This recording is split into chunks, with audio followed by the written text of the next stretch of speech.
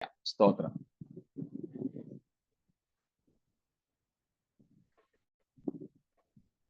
പരമകാരുണികനായ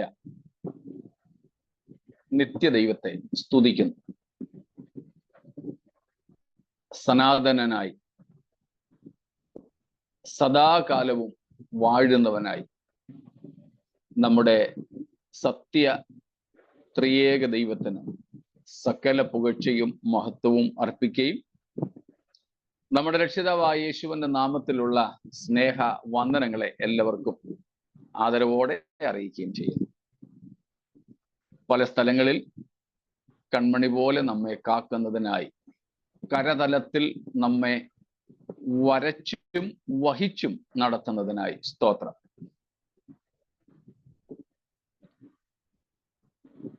ഒരു ദിവസത്തെ ഇടവേളയ്ക്ക് ശേഷമാണല്ലോ നമ്മൾ കൂടി വരുന്നത്. നമ്മൾ ശനിയാഴ്ച ദൈവവചനത്തിൽ നിന്ന് പഠിച്ചുകൊണ്ടിരുന്നത് വെളിപ്പാട് പുസ്തകം 5-ാം അധ്യായത്തിൽ യേശുക്രിസ്തു നമ്മെ വിലയ്ക്ക് വാങ്ങി എന്ന പുതിയ പാട്ടിനെ കുറിച്ചാണ്. ആ പുതിയ പാട്ടിന്റെ ചിന്താവിഷയം, അതിലെ പ്രതിപാദന വിഷയം വീണ്ടെടുപ്പാണ്. വിലയ്ക്ക് വാങ്ങി. അതിൽ 2 ആശയങ്ങൾ ഉള്ളതായി നമ്മൾ വെള്ളിയാഴ്ചയും ശനിയാഴ്ചയും കണ്ടു.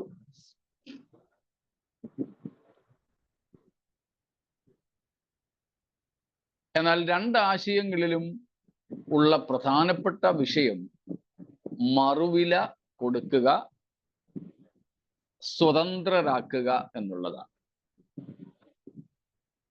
2 ആശയങ്ങളിലെ ഒന്നാമത്തേത് അടിമത്വത്തിൽ നിന്ന് വില കൊടുത്തു വാങ്ങി സ്വന്തം വഴി തിരഞ്ഞെടുക്കുവാനുള്ള സ്വാതന്ത്ര്യം നൽകുക. പാപത്തിന്റെ അടിമത്വത്തിൽ നിന്ന് ദൈവക്രോധത്തിന്റെ, ദൈവനീതിയുടെ, ദൈവിക ശിക്ഷാവിധിയുടെ ഒക്കെ കീഴിൽ നിന്നും നമ്മെ യേശു കർത്താവ് വിലയ്ക്ക് വാങ്ങി. ഗലാത്യ ലേഖനാടിസ്ഥാനത്തിൽ ന്യായപ്രമാണത്തിൻ കീഴിൽ നിന്ന്, ന്യായപ്രമാണത്തിന്റെ ശാപത്തിൽ നിന്ന് ക്രിസ്തു നമ്മെ വിലയ്ക്ക് വാങ്ങി. അതിന് യേശു മറുവിലയായി കൊടുത്തത് തൻ്റെ രക്തമാണ്. 2, ഒരു മരണ വിധി പ്രാപിച്ച കുറ്റവാളി, മരണത്തിന് വിധിക്കപ്പെട്ട ഒരു കുറ്റവാളി തൻ്റെ മോചനദ്രവ്യം കൊടുത്ത് അയാളെ ആ ശിക്ഷാമോചിതനാക്കുന്ന പ്രക്രിയ. നാമും ദൈവസന്നിധിയിൽ പ്രതിവാദം പറവാനില്ലാതെ നിത്യ മരണത്തിന് ശിക്ഷ വിധിക്കപ്പെട്ട് ലജ്ജിതരായി മരണം കാത്തു കിടന്നിരുന്നവരാണ്.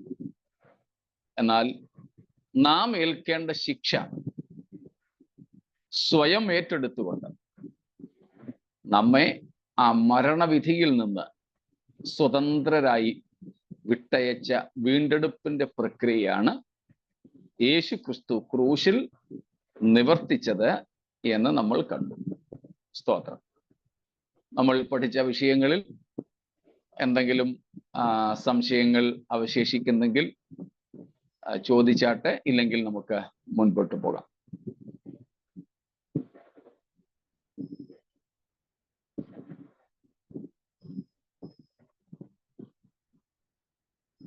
ഒന്നുമില്ല എന്ന് കരുതും.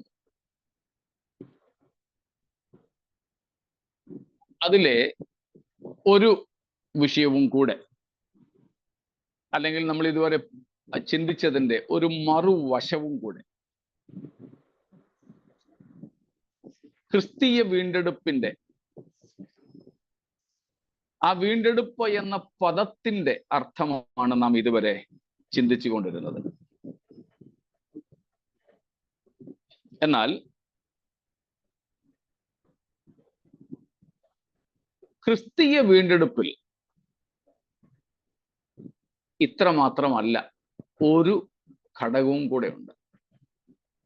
ലോകത്തിന്റെ വീണ്ടെടുപ്പിലോ ഭാഷാപരമായോ ഇല്ലാത്ത ഒരർത്ഥവും കൂടെ വേദപുസ്തകത്തിൽ വീണ്ടെടുപ്പിനുണ്ട്.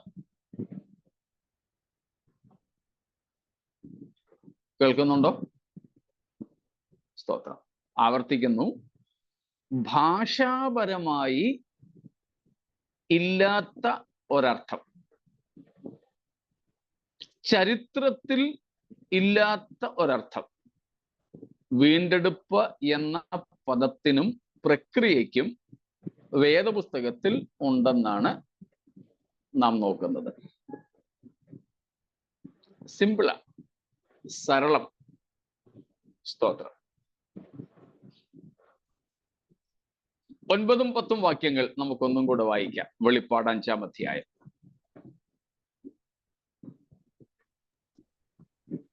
പുസ്തകം വാങ്ങുവാനും അതിന്റെ മുദ്ര പൊട്ടിപ്പാനും നീ യോഗ്യൻ. നീ അറുക്കപ്പെട്ടു, നിന്റെ രക്തം കൊണ്ട് സർവ്വഗോത്രത്തിലും ഭാഷയിലും വംശത്തിലും ജാതിയിലും നിന്നുള്ളവരെ ദൈവത്തിനായി വിലയ്ക്ക് വാങ്ങി. ഞങ്ങളുടെ ദൈവത്തിന് അവരെ രാജ്യവും പുരോഹിതന്മാരും ആക്കി വെച്ചു. അവർ ഭൂമിയിൽ വാഴുന്നു എന്നൊരു പുതിയ പാട്ട് അവർ പാടുന്നു. പുതിയ പാട്ടവർ പാടും. ആ പാട്ടിനകത്തുണ്ട് നമ്മൾ ഇപ്പോൾ പറഞ്ഞ ക്രിസ്തീയ വീണ്ടെടുപ്പിന്റെ 2 വശങ്ങളും. വീണ്ടെടുപ്പിന്റെ 2 ആശയങ്ങളാണ് നമ്മൾ ഇതുവരെ പഠിച്ചത്. ഇനിയും നമ്മൾ നോക്കുന്നത് വീണ്ടെടുപ്പിന്റെ 2 വശങ്ങളാണ്. ഒന്നാമത്തെ വശം നമ്മൾ പഠിച്ചത് തന്നെ. എന്തേ? പലതിൻ്റെയും അല്ലെങ്കിൽ ഹീനമായ പലതിൻ്റെയും അടിമത്വത്തിൽ നിന്നും ഘോരമായ ശിക്ഷാവിധിയിൽ നിന്നും നമ്മെ എന്ത് ചെയ്തു? മോചിപ്പിച്ചു. ഓക്കെ, അതാണ് വീണ്ടെടുപ്പിന്റെ 1-ാം ഭാഗം.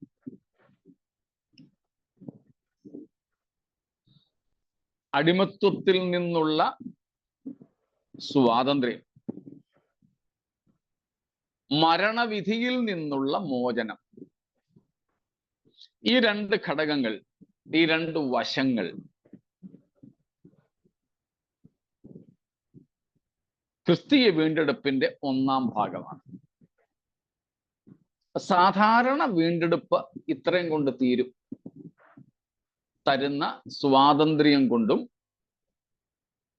തരുന്ന മോചനം കൊണ്ടും അവസാനിക്കുന്നതാണ് സാധാരണ നിലയിലെ വീണ്ടെടുപ്പ്. In normal cases, in its ordinary sense or in its common sense, redemption is just over by granting a slave freedom and deliverance to a condemned criminal, rather from the capital punishment. But Christian redemption goes far beyond. മനസ്സിലായി കാണും ഇത്രയും പറഞ്ഞതിൽ നിന്ന്. ആർക്കെങ്കിലും മനസ്സിലായെങ്കിൽ പറഞ്ഞു, തെറ്റായെന്തായാലും കുഴപ്പമില്ല. Into eternal life. ആഹാ. ദൈവത്തിന് രാജാക്കന്മാരും പുരോഹിതന്മാരുമായി ആക്കി വെക്കുന്നു. സ്തോത്രം. Absolutely.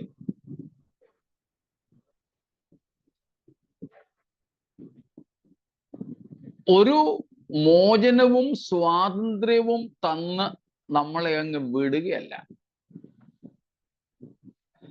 ഒരു അടിമയ്ക്ക് ഒരിക്കലും, അല്ലെങ്കിൽ അടിമയായിരുന്ന ഒരു വ്യക്തിക്ക് ഒരിക്കലും എത്തിപ്പെടാൻ ഒക്കാത്ത ഉന്നതമായ ഒരു പദവിയിലേക്ക് ഉയർത്തുക കൂടെ ചെയ്യുന്നുണ്ട് വേദപുസ്തകത്തിന്റെ വീണ്ടെടുപ്പിൻ പ്രക്രിയയിൽ. ഏറെ മധുരതരമായ ഒരു സംഗതിയാണ് അത് കേട്ടോ. വളരെ മനോഹരമാണ്. It's so beautiful. ഓക്കെ, ഒരു അടിമയെ ഇനി നീ അടിമയല്ല, പോ, നീ സ്വതന്ത്രൻ, എവിടെന്ന് വെച്ച പോ, ഇനി ആരും നിന്നെ അടിമയാക്കത്തില്ല, പൊക്കോ എന്നും പറഞ്ഞ് സ്വതന്ത്രനായി വിടുന്നത് സ്വാഭാവികം. പക്ഷേ ആ അടിമയായ വ്യക്തിയെ വിട്ടയച്ച് അടിമത്വത്തിൽ നിന്ന് സ്വാതന്ത്ര്യപ്പെടുത്തുക മാത്രമല്ല, അവനൊരിക്കലും അർഹമല്ലാത്ത രാജകീയ പദവിയിലേക്ക് അവനെ കൊണ്ടുവരിക എന്നുള്ളത്, സ്തോത്രം, എന്താ അതിന് പറയുന്നേ? വാക്കുകളില്ല. സ്തോത്രം. നമ്മൾ യോസഫിന്റെയും ദാനിയേലിന്റെയും ഒക്കെ കാര്യം എത്ര വലിമയോടാണ് അവതരിപ്പിക്കാറും ചിന്തിക്കാറും ഉള്ളത്.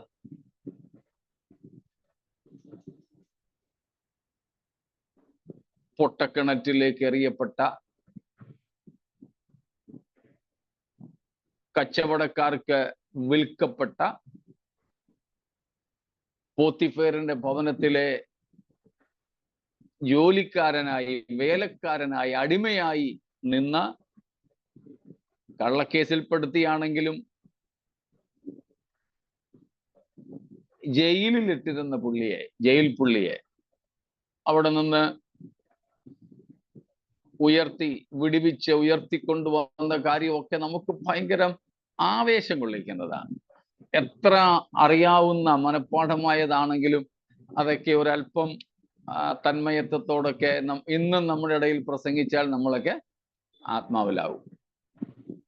യോസെഫിനെ ഉയർത്തിയ കാര്യം. അതുപോലെ തന്നെ അടിമകളായി പിടിച്ചുകൊണ്ടുവന്ന ദാനിയേലും കൂട്ടരും ബാബിലോണിലും പിന്നീട് പേർഷ്യൻ രാജധാനിയിലും ഉന്നത പദവികളിലേക്കൊക്കെ എത്തിയ കാര്യം, അതുമൊക്കെ നമുക്ക് ഭയങ്കര ആവേശം തരുന്ന കാര്യങ്ങളാണ്.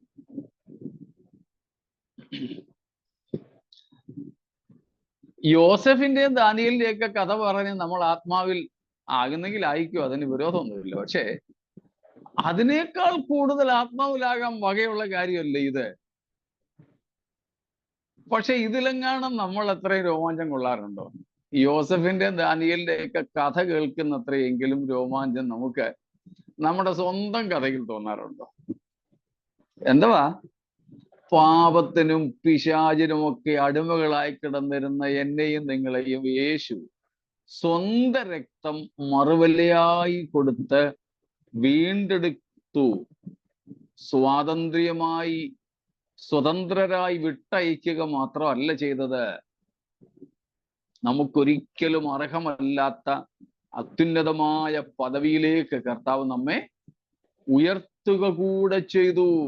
രാജാക്കന്മാരും പുരോഹിതന്മാരും ആക്കി വെച്ചുമിരിക്കുന്നു. സ്തോത്രം. അതും ഏതെങ്കിലും കുറച്ചു കാലത്തേക്കാണോ? ഒരു 2 വർഷത്തേക്കോ, അല്ലെങ്കിൽ ഇന്ത്യയിലെ പോലെ ഒരു 5 കൊല്ലത്തേക്കോ അല്ല. സ്തോത്രം. പിന്നെ അവർ പ്രൈസ് ദ ലോർഡ്, സ്തോത്രം, അവർ എന്നേക്കുമായിട്ട്, അല്ലെങ്കിൽ നിത്യമായി, നിത്യ പൗരോഹിത്യത്തിൽ, നിത്യ രാജത്വത്തിൽ കർത്താവ് നമ്മെ ആക്കി വെച്ചിരിക്കുകയാണ്. സ്തോത്രം. Praise God.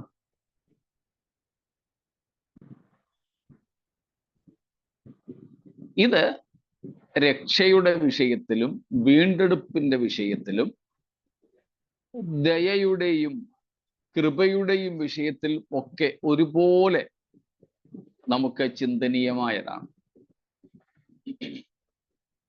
ക്രിസ്ത്യൻ സാൽവേഷൻ, ക്രിസ്തീയ രക്ഷാശാസ്ത്രം ഇത് തന്നെയാ. ശിക്ഷാവിധിയിൽ നിന്നുള്ള മോചനം മാത്രമല്ല,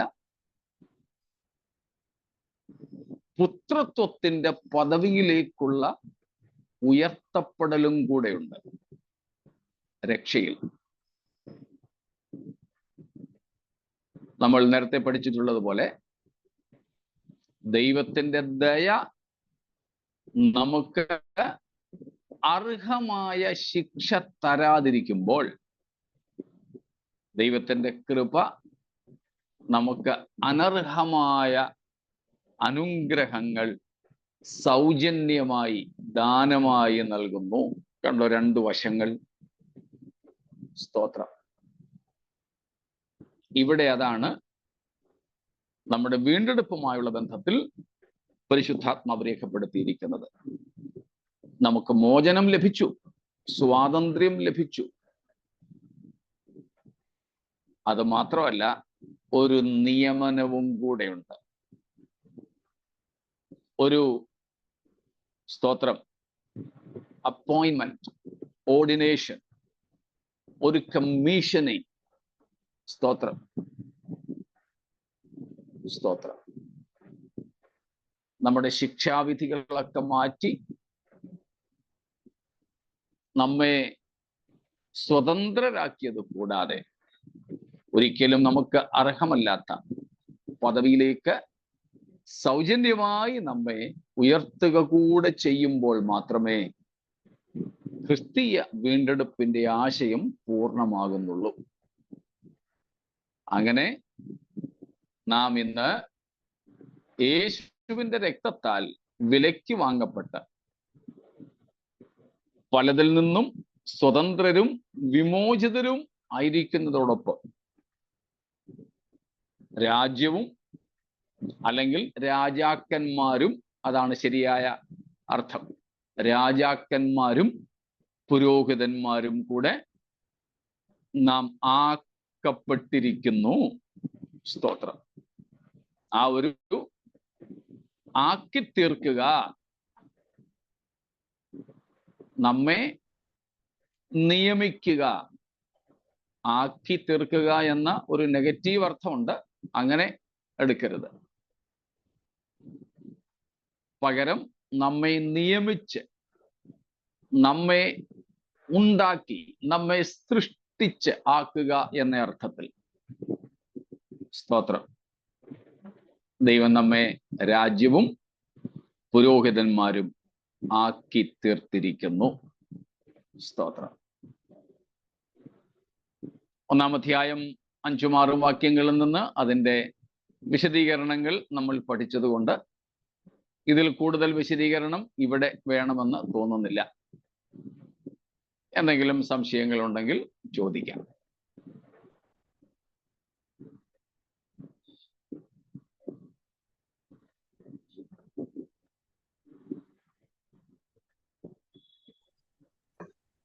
എന്നേക്ക് രാജാക്കന്മാരാണ് ഈ പ്രജകള് വേണ്ടേ? പ്രജകള് വേണ്ടേ?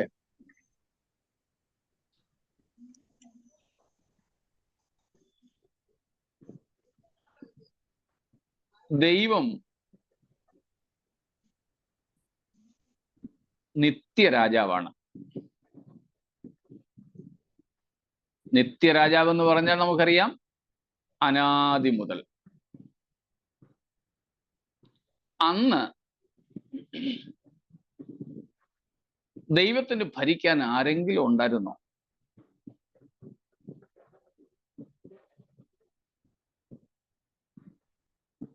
അവിടെ ദൂതന്മാരില്ലേ ഇഷ്ടം പോലെ. അപ്പോൾ ദൂതന്മാർ അനാദി മുതലുള്ളവരാണോ? അല്ലെങ്കിൽ ദൂതന്മാരായി കഴിഞ്ഞപ്പോ രാജസ്ഥാനത്തിന്റെ പവറായി. അപ്പോൾ ദൂതന്മാരെ സൃഷ്ടിക്കുന്നതിന് മുമ്പ് ദൈവ രാജാവല്ലായിരുന്നോ? സ്ഥാനത്ത് രാജാവാ, ഭരിക്കപ്പെടാൻ അറിയില്ല. വേണ്ട. അതാണ് ദൈവിക രാജത്വത്തിന്റെയും ദൈവത്വത്തിന്റെയും വിശേഷത. ഞാൻ പാസ്റ്റർ ആയിരിക്കണമെങ്കിൽ എനിക്ക് മേയിക്കാൻ ആടുകൾ വേണം. നമ്മുടെ നാട്ടിൽ അങ്ങനെയല്ലാത്തവരെയും നമ്മൾ പാസ്റ്റർമാർ എന്നങ്ങ് വിളിക്കും. പക്ഷേ ഒരു അധ്യാപകന് വിദ്യാർത്ഥികൾ ഉണ്ടെങ്കിലേ അധ്യാപകനായിരിക്കൂ. ഒരു പ്രസംഗകന് കേൾവിക്കാരുണ്ടെങ്കിലേ പ്രസംഗകനാകാൻ പറ്റൂ. ഇതെല്ലാം നമ്മുടെ മാനുഷിക പരിമിതിയിലാണ്. എന്നാൽ നമ്മുടെ ദൈവം നിത്യനാണ്, സനാതനനാണ്, അനാദിയായും ശാശ്വതമായും ഉള്ളവനാണ്. അന്ന് ലോക സൃഷ്ടിക്കും മുമ്പേ,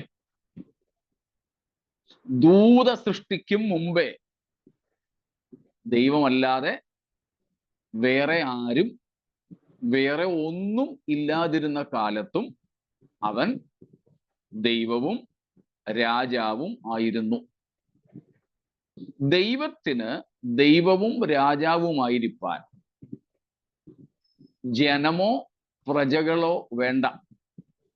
അതാണ് ദൈവത്തിന്റെ നിത്യരാജത്വം. ആ രാജപദവിയിലേക്കാണ് യേശുക്രിസ്തു നമ്മയും വീണ്ടെടുത്ത് ആക്കുന്നത്. അതുകൊണ്ട് നമുക്ക് ഭരിക്കുവാൻ ആരും ഇല്ലെങ്കിലും സ്തോത്രം, നിത്യരാജാവായ നിത്യദൈവമായ ദൈവത്തിന്റെ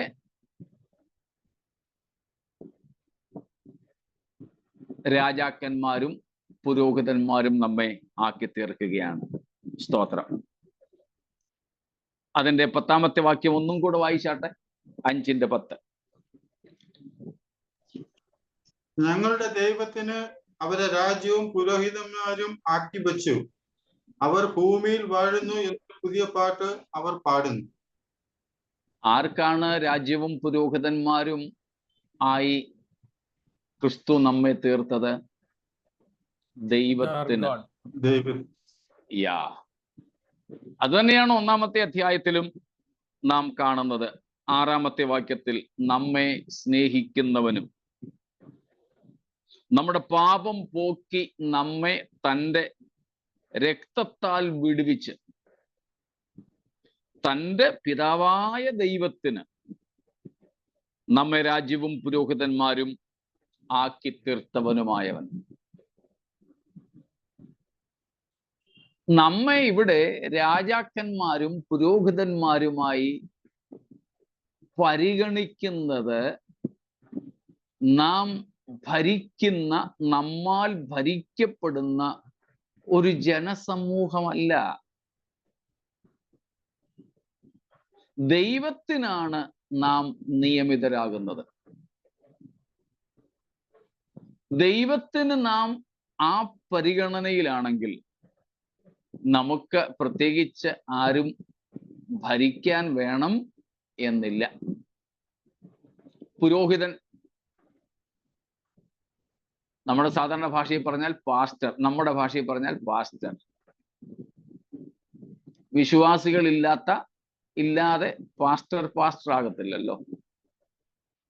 ഇവിടെ നാം പുരോഹിതന്മാരാണെങ്കിൽ അവിടെ ആർക്ക് വേണ്ടിയാ ശുശ്രൂഷ ചെയ്യുന്നത്? സ്വർഗത്തിൽ ആർക്കെങ്കിലും വേണ്ടി നമുക്ക് ശുശ്രൂഷ ചെയ്യേണ്ടതുണ്ടോ? ഇല്ല. നമുക്ക് ശുശ്രൂഷ ചെയ്യുവാൻ അവിടെ ഒരു വ്യക്തി പോലും ഇല്ലാതിരിക്കുകയും നാം ദൈവത്തിന് പുരോഹിതന്മാരായിരിക്കും. സ്തോത്രം. ആ ദൈവത്തിന്റെ ജനുസിനെയാണ് ഇവിടെ പറയുന്നത്. ദൈവത്തിന്റെ ആ ഒരു ജീൻ. സ്തോത്രം. എന്തുകൊണ്ടാണ് നമ്മൾ പുരോഹിതന്മാരും രാജാക്കന്മാരും ആയി അറിയപ്പെടുക? പ്രധാനപ്പെട്ട കാരണം എന്താ?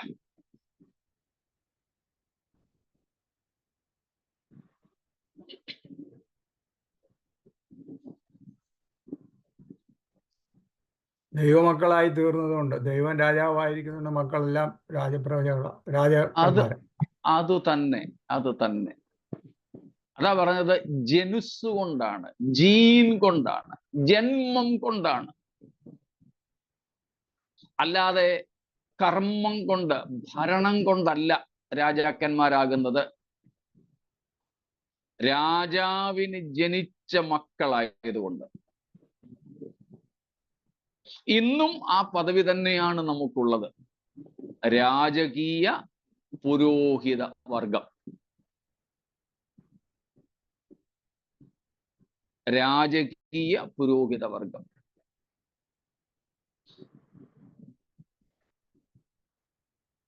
എബ്രായ ലേഖനത്തിലും നാം കാണുന്നുണ്ട്, 12-ാമത്തെ അധ്യായത്തിൽ അതിന്റെ 18 മുതൽക്കുള്ള വാക്യങ്ങളിൽ നാം വന്നിരിക്കുന്നത് എവിടെയല്ല, 22 മുതൽ നാം വന്നിരിക്കുന്നത് എവിടെയാണ് എന്ന് പറയപ്പെടുന്നു. എവിടെയാണ് എന്ന് പറയുന്നിടത്ത് നാം 23-ാം വാക്യത്തിന്റെ തുടക്കത്തിൽ കാണുന്നു, സ്വർഗത്തിൽ പേരെഴുതിയിരിക്കുന്ന ആദ്യജാതന്മാരുടെ സഭയ്ക്ക്. അങ്ങനൊരു സഭയുണ്ടോ? ആദ്യജാതന്മാരുടെ സഭ.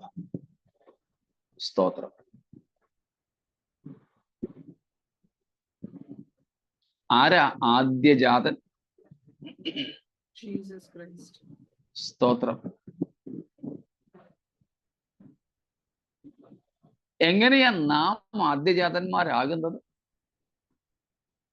ഇവിടെ സിമ്പിൾ, സരളമായൊരു തത്വമാണ്. ക്രിസ്തുവിൽ നിന്ന് ജനിച്ചവർ എന്നർത്ഥത്തിൽ. ഇന്ത്യയിലെ ഏറ്റവും വലിയ പ്രസംഗകനെന്നോ ജ്ഞാനിയെന്നോ ഒക്കെ സ്വയം വിശേഷിപ്പിക്കപ്പെടുന്ന ഒരാൾ കഴിഞ്ഞ ദിവസം ഒരിടത്ത് പ്രസംഗിക്കുന്നതായിട്ട് ഒരു ചെറിയ ക്ലിപ്പ് ഞാൻ കേട്ടതല്ല, അദ്ദേഹത്തിന്റെ പ്രസംഗം വന്നതുകൊണ്ട് ഞാനൊന്ന് കേട്ടു നോക്കിയതാ. കുറെ നേരം കേട്ടു. അപ്പോൾ അദ്ദേഹം ഈ വാക്യത്തെ എടുത്തു പറഞ്ഞത്, സ്വർഗത്തിൽ പേരെഴുതിയിരിക്കുന്നത് എന്നതിന്റെ അർത്ഥം ജീവപുസ്തകത്തിൽ പേരെഴുതിയിരിക്കുന്നത് നല്ലെന്ന്.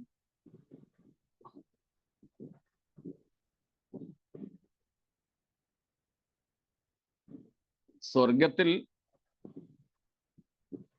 നിങ്ങളുടെ പേരുകൾ എഴുതിയിരിക്കയാൽ എന്ന് യേശു ലൂക്കോസ് 10:20 പറഞ്ഞത് ജീവപുസ്തകത്തിലെ കാര്യം അല്ലെന്നാണ് അദ്ദേഹം പറയുന്നത്.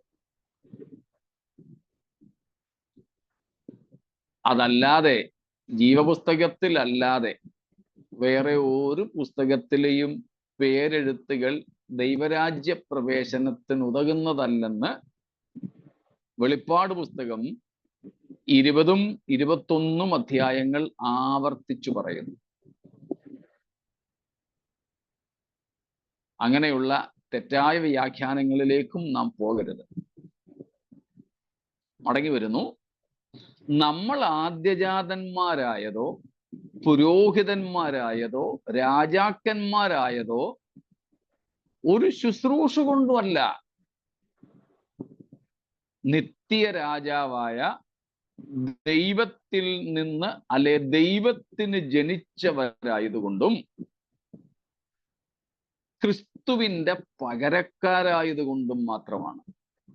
അതുകൊണ്ട് സ്വർഗത്തിൽ നമുക്ക് എന്തെങ്കിലും പുരോഹിത ശുശ്രൂഷ വിശേഷാൽ ആർക്കെങ്കിലും വേണ്ടി ചെയ്യാനുണ്ടാകുമെന്നോ, അവിടെ നമുക്ക് ഭരിക്കുവാൻ ആരെങ്കിലും എന്തെങ്കിലുമൊക്കെ ഉണ്ടാകുമെന്നോ കരുതിയല്ല ഇവിടെ രാജാക്കന്മാർ അഥവാ രാജ്യവും പുരോഹിതന്മാരും എന്ന് പറഞ്ഞിരിക്കുന്നത്. ഇനിയും അതിനെ മലയാളത്തിലെ അതേ അർത്ഥത്തിൽ തന്നെ രാജ്യമെന്നെടുത്താൽ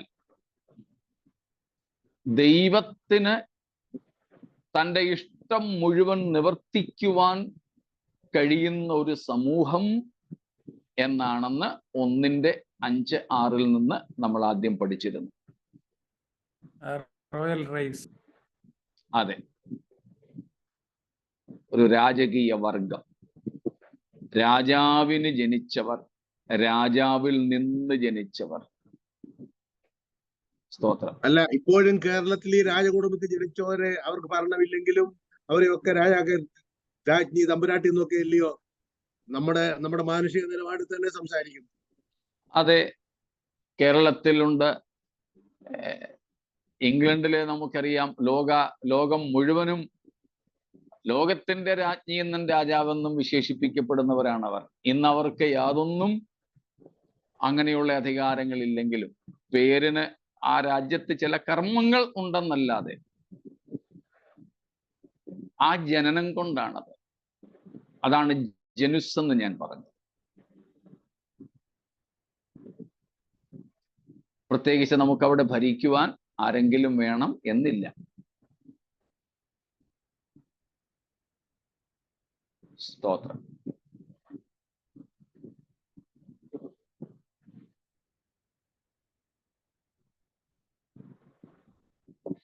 വേറെ ആരോ എന്തോ ചോദിച്ചാരെന്ന് തോന്നല്ലോ. രണ്ടുപേരും ഒരുമിച്ചായിരുന്നു ആ സമയത്ത് ചോദിച്ചത്. ഞാനും അതന്നെയാ ചോദിക്കാൻ വന്ന, പ്രജകളില്ലല്ലോ. Okay okay okay okay.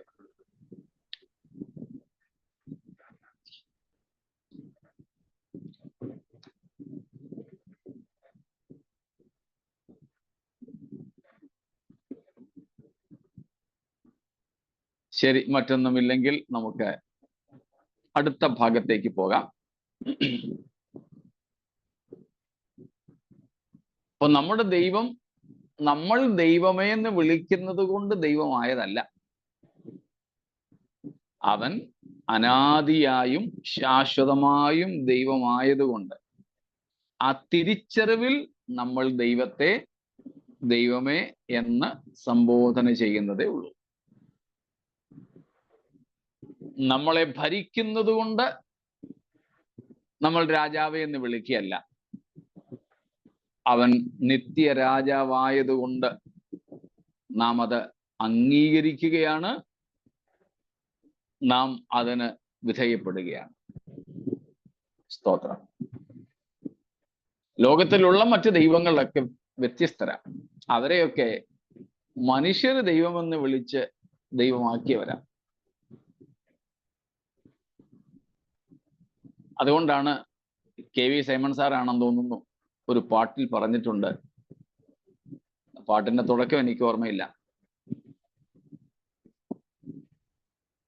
ഭൂമിയിൽ നിന്ന് പൂജ്യന്മാരായി ഉയർത്തപ്പെട്ടവർ ധാരാളം പേരുണ്ടെങ്കിലും സ്വർഗത്തിൽ നിന്ന് ഇറങ്ങി വന്ന പൂജ്യനായവൻ, ആരാധ്യനായവൻ ഒരുവൻ മാത്രം. ലോകത്തിൽ നിന്ന് ജീവിതകാലത്തോ മരണശേഷമോ ഒക്കെ ആരാധ്യന്മാർ എന്ന നിലയിലേക്ക് മനുഷ്യർ ഉയർത്തിക്കൊണ്ടുവന്ന, അല്ലെ സ്വയം ഉയർത്തിയ ഒത്തിരി പേരുണ്ട്. പക്ഷേ സാക്ഷാൽ ആരാധ്യനായിരുന്ന, സാക്ഷാൽ ദൈവമായിരുന്ന ഒരുവൻ മാത്രമേ ഭൂമിയിലേക്ക് ഇറങ്ങി വന്നിട്ടുള്ളൂ. സ്തോത്രം. ആ ഒരു തിരിച്ചറിവാണ് നമ്മുടെ ദൈവത്തെ മറ്റ് ദൈവങ്ങളിൽ നിന്ന് വ്യത്യസ്തനാക്കുന്നത്. സ്തോത്രം.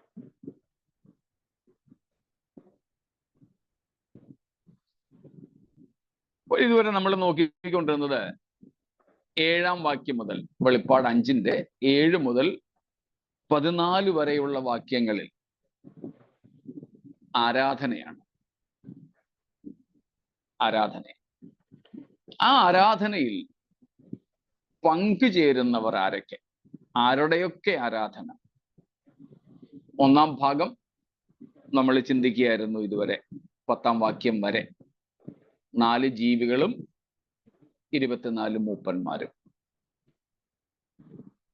11-ാമത്തെ വാക്യത്തിലേക്ക് വരുമ്പോൾ നാം വീണ്ടും കാണുന്നു അടുത്ത കൂട്ടർ, ആരാധകരുടെ അടുത്ത സംഘം. ആരാണ് അവിടുത്തെ ആരാധകർ? ദൂതന്മാര്. ഏഞ്ചൽസ്, ദൂതന്മാർ. ദൂതന്മാർ എത്ര പേരുണ്ട്?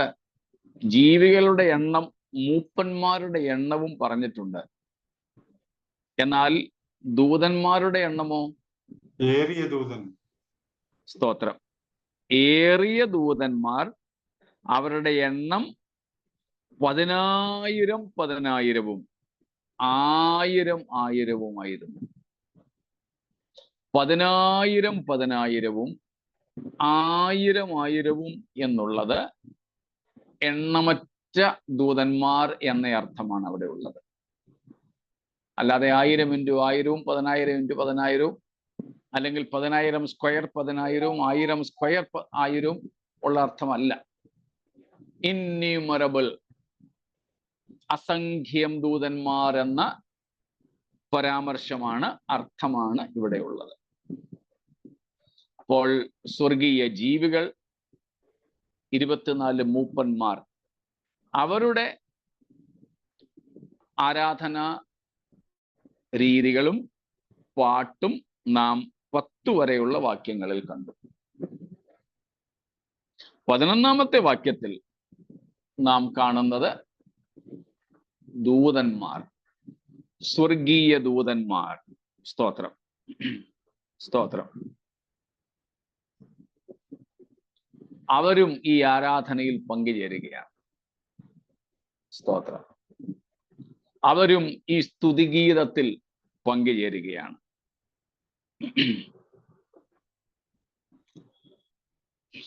അവരുടെ പാട്ടെന്തവാ? അവരെന്താ പാടുന്നത്?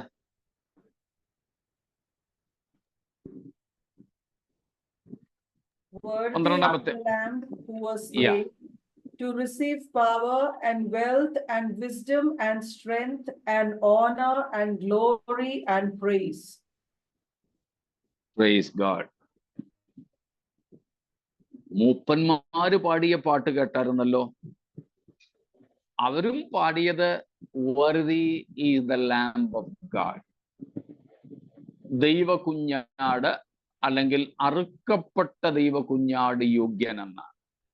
നമ്മൾ ഈ 4ഉം 5ഉം അധ്യായമാണ് ദയ ലഭിച്ചോർ നാം സ്തുതിച്ചിടുவோം എന്ന പാട്ടിൽ അധികവും എടുത്തു പാടാറുള്ളത്. നമ്മൾ പാടും ദൈവ കുഞ്ഞാടവൻ യോഗ്യനെന്ന് മോക്ഷത്തിൽ കേൾക്കുന്ന ശബ്ദമത്. അതുപോലെ നിൻ തിരുമേനി അറുക്കപ്പെട്ടു, നിൻ രുധിരത്തിൻ വിലയായി വാങ്ങിയതാ. ഗോത്രങ്ങൾ, ഭാഷകൾ, വംശങ്ങൾ, അതെല്ലാമാണ് ഈ 7 മുതൽ 10 വരെയുള്ള വാക്യങ്ങൾ. ദൈവ കുഞ്ഞാടവൻ യോഗ്യൻ. സ്തോത്രം. അറുക്കപ്പെട്ട ദൈവ കുഞ്ഞാട് യോഗ്യൻ. ആ കുഞ്ഞാടിന്റെ രക്തം കൊണ്ട് നീ സകല ഗോത്രത്തിലും ഭാഷയിലും തുടങ്ങിയുള്ളവരെ വിലയ്ക്ക് വാങ്ങി എന്ന വീണ്ടെടുപ്പിന്റെ ഗാനമാണ് 24 മൂപ്പന്മാർ പാടുക. എന്നാൽ ഇവിടെ അസംഖ്യം ദൂതന്മാർ പാടുന്നത് 1-ാം ഭാഗം പഴയ പുതിയ പാട്ടിന്റെ പല്ലവി തന്നെയാണ്. പഴയ പുതിയ പാട്ടെന്ന് പറഞ്ഞാൽ മനസ്സിലായല്ലോ. സ്തോത്രം. പുതിയ പാട്ടിന്റെ ആദ്യ ഭാഗം തന്നെയാണ് ദൂതന്മാരുടെയും പാട്ടിന്റെ ഭാഗം. സ്തോത്രം. അറുക്കപ്പെട്ട കുഞ്ഞാട് യോഗ്യൻ. സ്തോത്രം. worthy is the lamb. worthy is the lamb. സ്തോത്രം.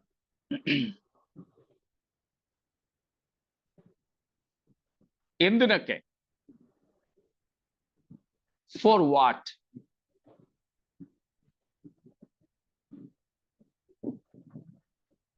ശക്തി. Yeah. Yes. ശക്തി, ധനം, ജ്ഞാനം, ബലം, ബഹുമാനം, മഹത്വം, സ്തോത്രം എന്നിവ സ്വീകരിപ്പാൻ അഥവാ ലഭിപ്പാൻ. A 7-fold exalting. 7 വിധമായ കാര്യങ്ങൾ ഇവിടെ എടുത്തു പറഞ്ഞ് അവ സ്വീകരിപ്പാൻ ദൈവ കുഞ്ഞാട്, അറുക്കപ്പെട്ട കുഞ്ഞാട്, യേശു ക്രിസ്തു, ക്രൂശിക്കപ്പെട്ട ക്രിസ്തു. അറുക്കപ്പെട്ട കുഞ്ഞാടിന്റെ മറ്റൊരു ഭാഷ ക്രൂശിക്കപ്പെട്ട ക്രിസ്തു. യോഹന്നാന്റെ അറുക്കപ്പെട്ട കുഞ്ഞാട്, പൗലോസിന്റെ ക്രൂശിക്കപ്പെട്ട ക്രിസ്തു. അപ്പൊ ഈ ക്രൂശിക്കപ്പെട്ട ക്രിസ്തു യോഗ്യനാണ് 7 വിധമായ കാര്യങ്ങൾ സ്വീകരിപ്പാൻ. സ്തോത്രം. നമ്മൾ ഈ ഭാഗങ്ങൾ എടുത്ത് പഠിക്കുന്നത് നാമും ഈ ദൈവത്തിന്റെ ആരാധകരാണ്. ഈ ദൈവത്തിന്റെ ആരാധകർ, ഈ ദൈവത്തെ ആരാധിക്കുന്നവർ.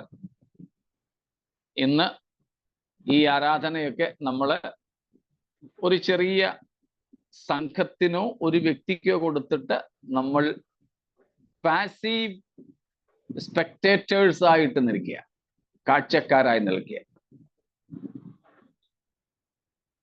വർഷിപ്പേഴ്സ് എന്ന് പറഞ്ഞ് ഒരു കൊയർ, ചിലപ്പോൾ കൊയർ എന്ന് പറയാനും കാണില്ല, ഒറ്റ ഒരാളെ കാണും. എന്നാലും വർഷിപ്പ് ലീഡർ എന്ന് നമ്മൾ വിളിക്കും. അല്ല, നാം എല്ലാവരും ആരാധകരാണ്. We all together become or makes worshippers of the Lamb. കുഞ്ഞാടിന്റെ ആരാധകരാണെന്ന്. സ്തോത്രം. നാം എല്ലാവരും കുഞ്ഞാടിനെ ആരാധിക്കുമ്പോൾ വളരെ വ്യക്തിപരമായും വ്യക്തമായും മനസ്സിലാക്കേണ്ട കാര്യങ്ങളാണിത്. നമ്മുടെ കർത്താവ് യോഗ്യൻ. എന്തിന്? ഇവയെല്ലാം സ്വീകരിപ്പാൻ. 7 കാര്യങ്ങളാണ് പറഞ്ഞിരിക്കുന്നത്. ശക്തി, ധനം, ജ്ഞാനം, ബലം, ബഹുമാനം, മഹത്വം, സ്തോത്രം.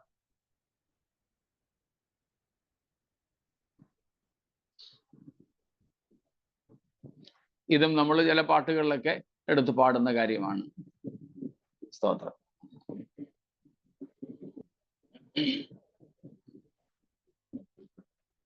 നമ്മുടെ ദൈവത്തിന്റെ യോഗ്യത മനസ്സിലാക്കിക്കൊണ്ട് തന്നെ നാം ദൈവത്തെ വാഴ്ത്തണം, നാം ദൈവത്തെ മഹത്വപ്പെടുത്തണം. സ്തോത്രം. അതുകൊണ്ടാണ് നാം സങ്കീർത്തനങ്ങളിൽ വായിക്കാറുള്ളത്, നമ്മുടെ ദൈവത്തിന് കൊടുപ്പീൻ. എന്ത് കൊടുപ്പീൻ? മഹത്വവും ശക്തിയും കൊടുപ്പീൻ. മഹത്വവും ശക്തിയും കൊടുപ്പീൻ. എങ്ങനെ? അവന്റെ നാമത്തിന്റെ മഹത്വത്തിനത്താണ്. തൻ്റെ നാമത്തിന് അല്ലെങ്കിൽ തൻ്റെ മഹത്വത്തിന്, തനിക്ക് യോഗ്യമായ മഹത്വം നാം കൊടുക്കണം. സ്തോത്രം. അപ്പോൾ ദൈവത്തിന് അവന്റെ നാമത്തിന് തക്ക മഹത്വം കൊടുക്കണം. സ്തോത്രം. അതിനുവേണ്ടി കർത്താവിന്റെ യോഗ്യതയെ നാം മനസ്സിലാക്കിയേ പറ്റൂ. സ്തോത്രം. അതാണ് നാം ഇവിടെ കാണുന്നത്. സ്തോത്രം.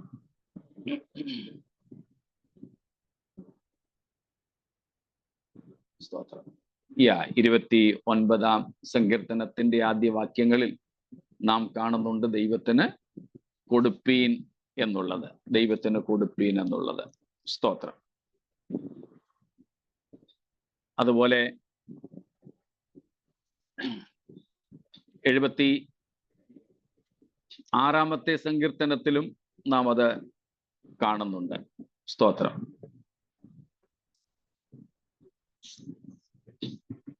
പതിനാറാം സങ്കീർത്തനത്തിൽ നാം അത് കാണുന്നുണ്ട്. അപ്പൊ ഇങ്ങനെ പല ഭാഗങ്ങളിൽ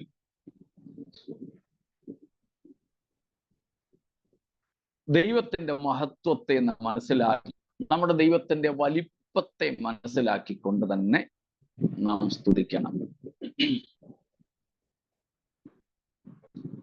പക്ഷേ ഈ ദൈവത്തിന്റെ മഹത്വത്തെ പ്രകീർത്തിക്കുന്ന ഗാനങ്ങളാണ് ആരാധനാഗീതങ്ങളായി പാടേണ്ടത്.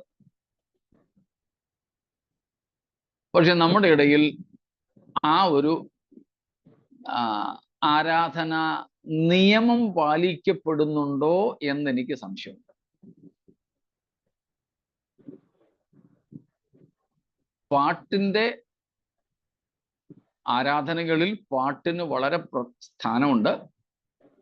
അതിലെ പ്രധാനപ്പെട്ട സ്ഥാനമെന്ന് പറയുന്നത് ഗാനങ്ങളിലൂടെ ദൈവത്തിന്റെ വലിപ്പം, മഹത്വം വെളിപ്പെടുത്തുകയാണ്. ആ പാട്ടുകളിലൂടെ, ദൈവത്തിന്റെ ആ വരികളിലൂടെ നമ്മൾ ആ ദൈവമഹത്വത്തെ, ദൈവത്തിന്റെ ആ വലിപ്പത്തെ മനസ്സിലാക്കിയ, അതങ്ങോട്ട് മനസ്സിലാകുമ്പോഴേക്കും നമ്മുടെ അകത്തളത്തിലേക്ക് ആ മഹത്വത്തിന്റെ ദർശനം വരുമ്പോഴേക്കും നമുക്ക് ചിലപ്പോൾ അത് മുഴുവനും പാടി തീർക്കാൻ പറ്റത്തില്ല. സ്തോത്രം.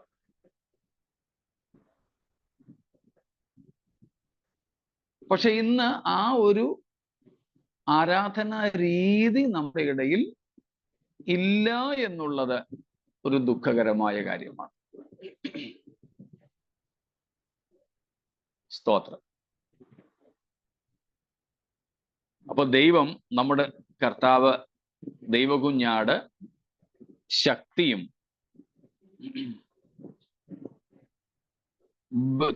ധനവും ജ്ഞാനവും ബലവും ബഹുമാനവും മഹത്വവും സ്തോത്രവും സ്വീകരിപ്പാൻ യോഗ്യൻ. സ്തോത്രം. Praise God. ആ യോഗ്യത വീണ്ടും എടുത്തു പറയുന്നു. അറുക്കപ്പെട്ട കുഞ്ഞാട് യോഗ്യൻ, അറുക്കപ്പെട്ട കുഞ്ഞാട് യോഗ്യൻ. സ്തോത്രം. എന്താണ് ഇവിടുത്തെ അർത്ഥം? സ്തോത്രം. പെട്ടെന്ന് ആ ഭാഗം ഒന്ന് ഓടിച്ചു പറഞ്ഞു പോകാം. ഒന്ന്, ക്രിസ്തു എന്തിന് യോഗ്യനാണ്?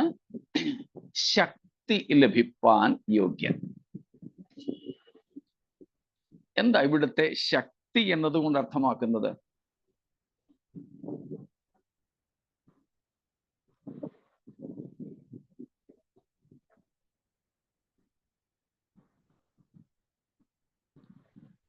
ക്രിസ്തുവിനെ തന്നെ പൗലോസ്ലിഹ വിളിക്കുന്നത്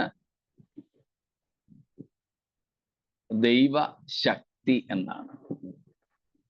1 കൊരിന്ത്യ ലേഖനം 1-ാം അധ്യായം 24-ാമത്തെ വാക്യം. 1 Corinthians 1:24. ജാതികൾക്ക് ഭോഷത്വമെങ്കിലും യഹൂദന്മാരാകട്ടെ യവനന്മാരാകട്ടെ വിളിക്കപ്പെട്ട എല്ലാവർക്കും ദൈവശക്തിയും ദൈവജ്ഞാനവുമായ ക്രിസ്തുവിനെ തന്നെ. സ്തോത്രം.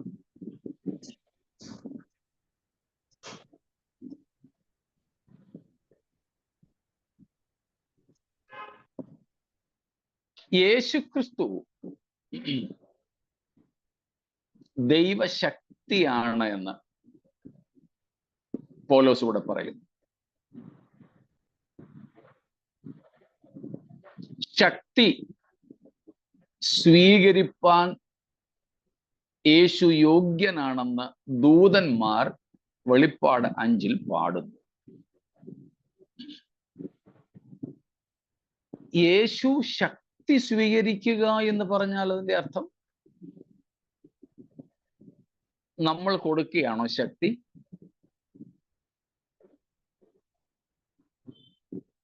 സ്തോത്രം. ദൈവത്തിന്റെ ശക്തി ലഭിക്കാൻ, എന്തോ ദൈവത്തിന്റെ പവർ ഓഫ് ഗോഡ് എന്നല്ലേ? അവൻ സർവശക്തനാണ്. ദൈവം സർവശക്തനാണല്ലോ. ശക്തിയുടെ പ്രദർശനം.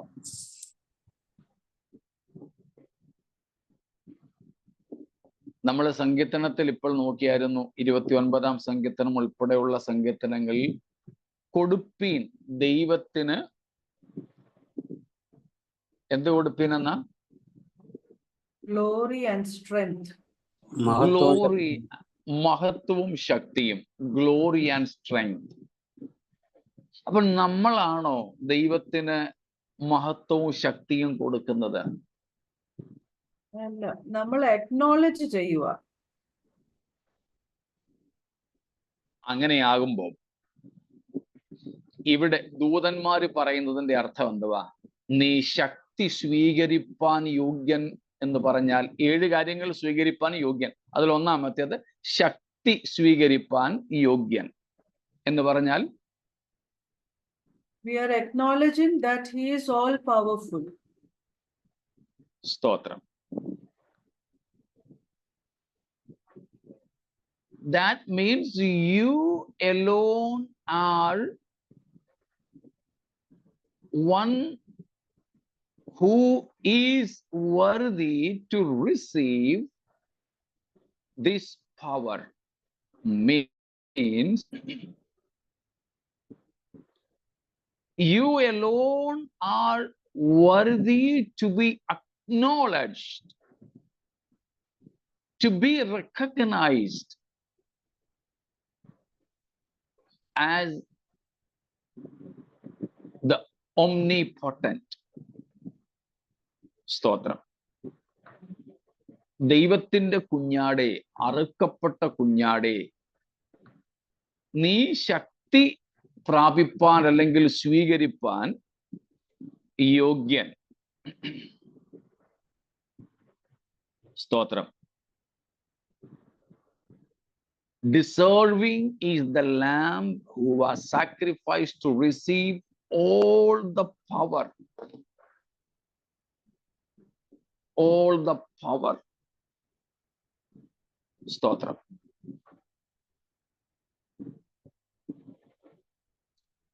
Riches, wisdom, might and honor.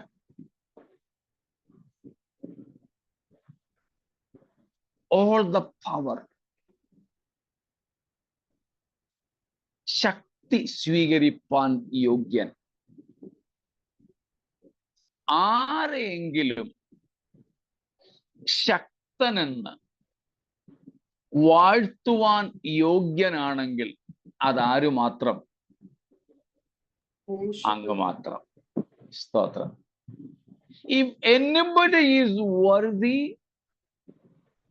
to be acknowledged as all powerful, it's only you and you alone, oh the slain Lamb of God.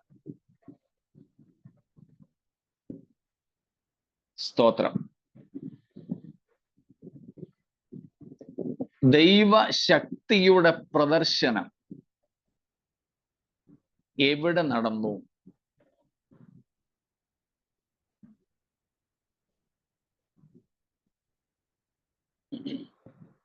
പ്രധാനമായ 3 കാര്യങ്ങൾ നമുക്കറിയാവുന്നതാണ്. യേശുക്രിസ്തുവിന്റെ വ്യക്തിജീവിതത്തിലെ 3 പ്രധാന സംഭവങ്ങളിൽ ദൈവശക്തിയുടെ അളവറ്റ പ്രദർശനം നടന്നു. എവിടെയൊക്കെയാണ്? മറുരൂപമലയിൽ. ഓക്കെ. വേറെന്തെല്ലാം ഉണ്ടോ? ക്രൂശില്. ക്രൂശില്. പിന്നെ മരുഭൂമിയിൽ പോയപ്പോ. പരീക്ഷണ ഘട്ടത്തിലോ? സ്നാനപ്പെട്ടപ്പോ. ഓക്കെ. ഉയർത്തെഴുന്നേൽപ്പിൽ. ഓക്കെ. At birth.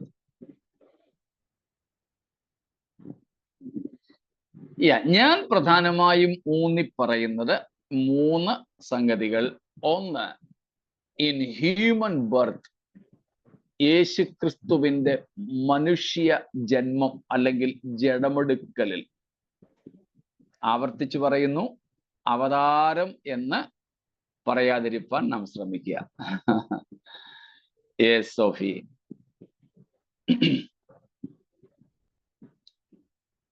ജനനം, ക്രൂശിലെ മരണം, enduring the death on the cross, 3 ഉയർപ്പ്, റിസറക്ഷൻ. യേശുക്രിസ്തുവിന്റെ പരസ്യ ശുശ്രൂഷകളിൽ ദൈവശക്തി വെളിപ്പെട്ടു. മറുരൂപമലയിലും സ്നാനപ്പെട്ട് കയറിയപ്പോഴും മരുഭൂമിയിലെ പരീക്ഷാ നാളുകളിലും കുഷ്ഠരോഗിയെ ശുദ്ധമാക്കിയപ്പോഴും മരിച്ചവരെ ഉയർപ്പിച്ചപ്പോഴും വെള്ളത്തിന്മീതെ നടന്നപ്പോഴും ഭൂതാത്മാക്കളെ ശാസിച്ച് അകറ്റി മനുഷ്യരെ വിടുവിച്ചപ്പോഴും ഒക്കെ ദൈവശക്തിയുടെ പ്രദർശനമുണ്ടായി. അതിനേക്കാളിലൊക്കെ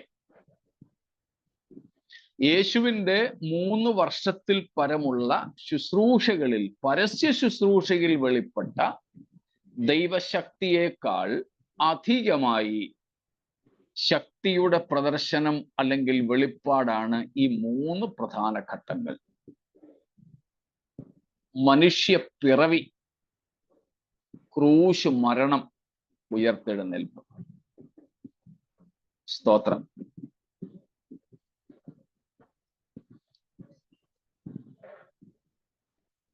ദൈവമായിരുന്നവന് ദൈവത്വത്തിന്റെ മഹത്വത്തെ ഉരിഞ്ഞു വെച്ചിട്ട്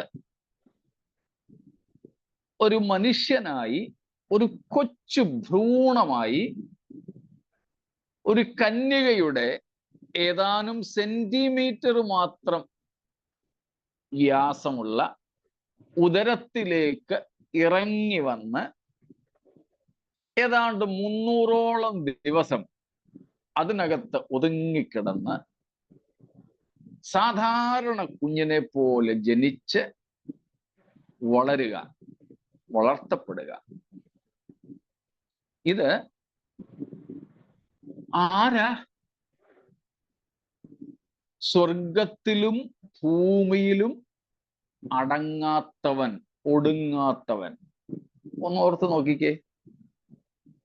The one who could not be contained in the universe.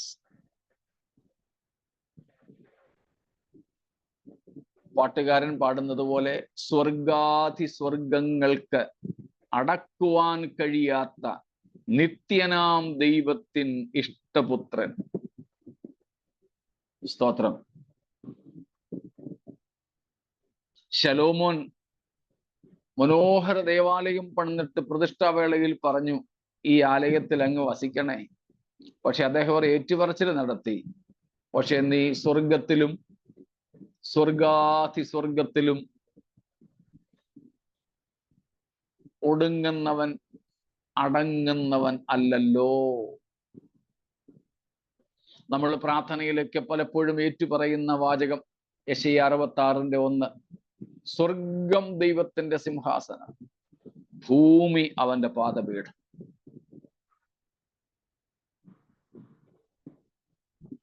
അപ്പോൾ ഇത്ര വലിയൊരു ദൈവം, പ്രപഞ്ചത്തിന് ഉൾക്കൊള്ളാൻ കഴിയാത്തവൻ,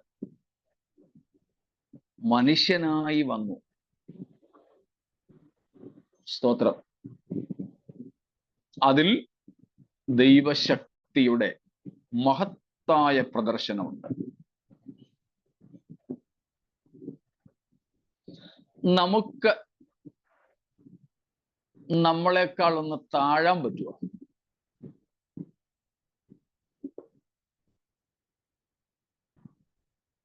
സ്തോത്രം. നമ്മൾ അസലായിട്ട് അല്ലാത്ത ഒരവസ്ഥയിലേക്കൊന്ന് താഴാൻ പറ്റുമോ? വേണേ ഉയരാം, താഴാമോ?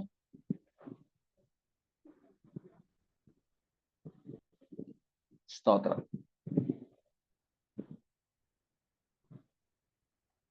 സൈക്കിൾ പോലും ഇല്ലാതിരുന്ന കാലത്ത് നടക്കാരുന്നു.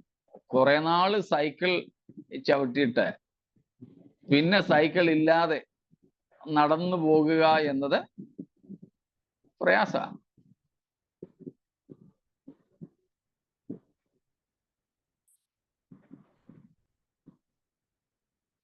വലുതിലേക്കുള്ള മാറ്റം എളുപ്പമാണ്.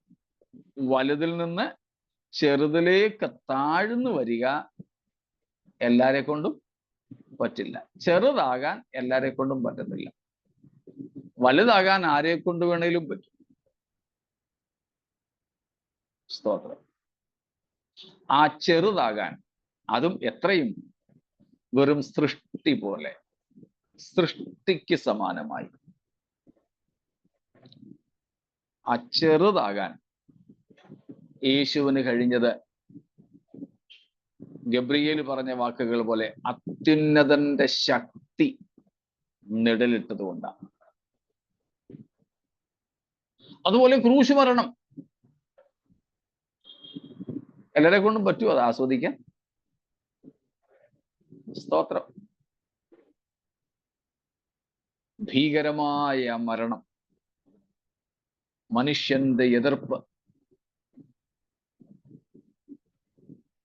നരകശക്തികളുടെ പക,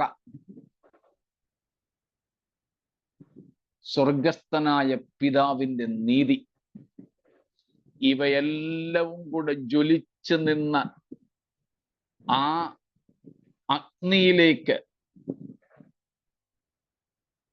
മനസ്സോടെ ഇറങ്ങി തന്നെ തന്നെ വിധേയപ്പെടുത്തുന്ന അനുഭവം.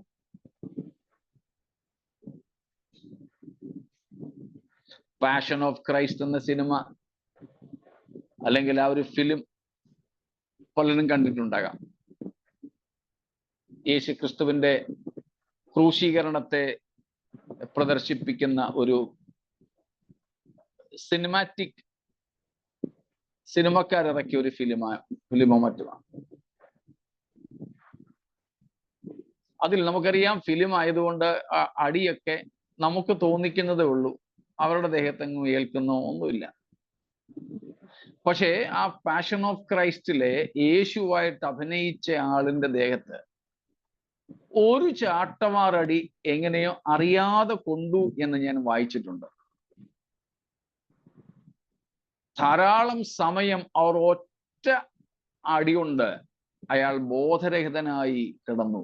മണിക്കൂറുകളോളം അതിന്റെ ചിത്രീകരണം നിർത്തിവെക്കേണ്ടി വന്നു അത്രേ.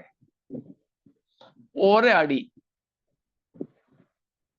അഭിനയിച്ചടിച്ചതാ, കോപം കൊണ്ട് അസലായിട്ട് അടിച്ചതല്ല, അഭിനയിച്ചടിച്ച ഒരടി ഒരു അഭിനേതാവ് ഏറ്റപ്പോൾ മണിക്കൂറുകൾ ആ ചിത്രീകരണം നിർത്തിവെക്കേണ്ടതുപോലെ അയാൾ ബാധിതനായി എങ്കിൽ യേശുവിന്റെ മേൽ എത്ര അടിയാ അടിച്ചത്? ഒരു തരത്തിലുള്ള ശിക്ഷ മാത്രമാണോ? പക്ഷെ അതെല്ലാം യേശു സഹിച്ചെങ്കിൽ തൻ്റെ പരസ്യ ശുശ്രൂഷയിൽ വെളിപ്പെട്ടതിലും അധികം ദൈവശക്തിയുടെ പ്രദർശനം ക്രൂശ് സഹിച്ചതിൽ വെളിപ്പെട്ടിട്ടുണ്ട്, പ്രദർശിപ്പിക്കപ്പെട്ടിട്ടുണ്ട്. അതുപോലെ ഉയർത്തെഴുന്നേൽപ്പും ദൈവപുത്രൻ എന്ന് ശക്തിയോടെ തെളിയിക്കപ്പെടുകയായിരുന്നു യേശുവിന്റെ ഉയർപ്പ്. അപ്പോൾ ഇങ്ങനെ ദൈവ ശക്തി പ്രദർശിപ്പിക്കപ്പെട്ട ഏക ആളത്വം യേശുവാണ്. അതുകൊണ്ട് ശക്തനെന്ന് വിശേഷിപ്പിക്കപ്പെടുവാനും ആരാധ്യന സ്വീകരിക്കുവാനും ഏക യോഗ്യൻ അറുക്കപ്പെട്ട കുഞ്ഞാടേ അങ്ങ് മാത്രം എന്നാണ് ഇതിന്റെ അർത്ഥം. സ്തോത്രം. അങ്ങനെ മറ്റൊരാൾ ഇല്ലാത്തത് കൊണ്ട് നമുക്കും ഈ കുഞ്ഞാടിനെ ആരാധിക്കാം. സ്തോത്രം. ദൈവമായ കർത്താവ് നമ്മുടെ ആരാധ്യനായ പുരുഷന്റെ യോഗ്യതകളെ ഗ്രഹിച്ചറിഞ്ഞ് അവനെ ആരാധിപ്പാൻ നമുക്കെല്ലാവർക്കും ഈ വചനങ്ങളാൽ തുണ ചെയ്യട്ടെ.